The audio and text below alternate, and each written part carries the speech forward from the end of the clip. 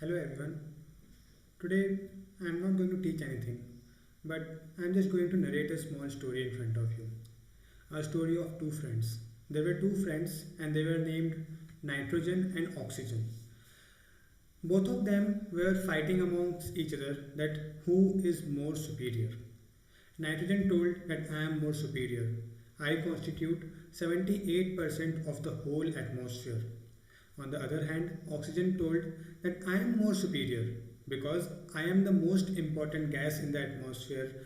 No living organism in this world can survive without me. Both were discussing among themselves, both were fighting, and they were trying to make the other person understand that they are more superior. In the whole queue, nitrogen told that if living organisms cannot survive without you, so the you might have heard about the building block of living organisms, that is proteins. So proteins cannot be made without nitrogen. On the other hand, oxygen said that okay, if you are superior, can you do one thing? I am going to demonstrate one thing in front of you, okay, and you have to do the same thing again. Nitrogen said okay, whatever you can do, I can also do. So oxygen said that I am just going to move towards a plant and I am going to enter that particular plant by the leaves. We all know that plants have got small openings which are called as stomata, and these openings are guarded by the guard cells. So simply oxygen started moving towards the plant and he entered from one of the stomata and then he came out from another stomata. Then he came back to nitrogen and said that if you are superior, then do one thing. You also go and enter through the leaf and come out. Nitrogen said, what's so difficult in that? I can also do that. So nitrogen started moving towards the plant. When he tried to enter through the stomata told nitrogen that no entry. You cannot enter from the pores. Nitrogen asked why? So guard cells replied that you are not allowed. You have to follow a different path. To which nitrogen replied, can you please guide me? Can you please tell me which path can I follow? Because we are in a competition. I want to demonstrate my friend over there that I can also enter the plant. Now here the plant started guiding him. He told him that you have to go under the ground. There you will find my roots and there will be small swellings in my root.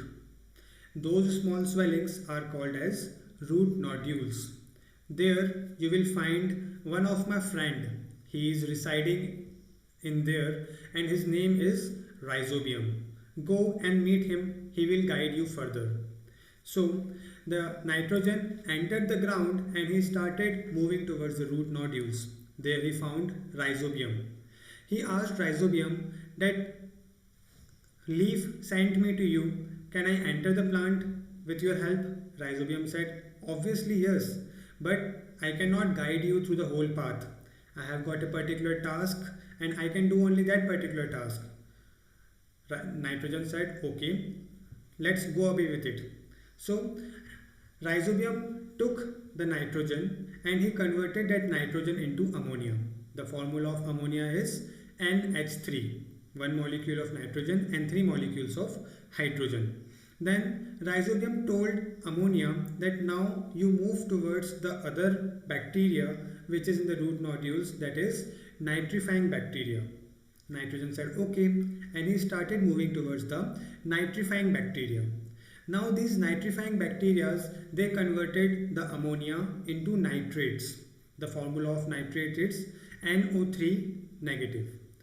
These nitrates are soluble in water. So these nitrates became soluble in water and along with the water the nitrogen is also dissolved or it is also absorbed by the roots. So in this way the plant absorbs nitrates, and when the nitrates enter the plant, this nitrogen is used for making the proteins.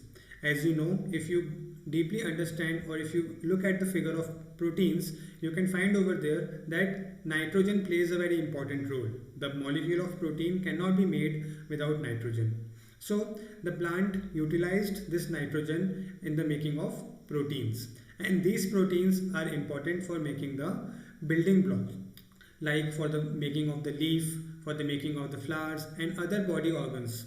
So in the same way, suppose this nitrogen is converted into proteins, and using these proteins the leaf has been manufactured by the plant.